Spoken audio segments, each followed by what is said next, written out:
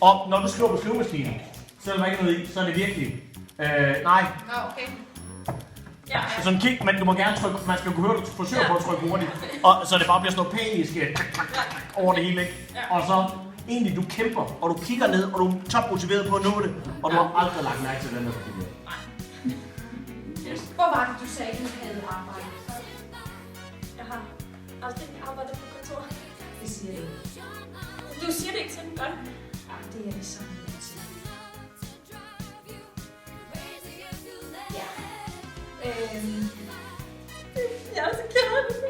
Jeg vidste bare ikke, hvorfor min CV skulle skrive, at jeg er ikke færdig herfra, for jeg har brugt hele mit voksne liv på at passe på min mand, og som lærer droppede mig til profilfonden. Og i sundhed og finde i mit liv. Vi er blevet befriet, min til bliver helt forrygt.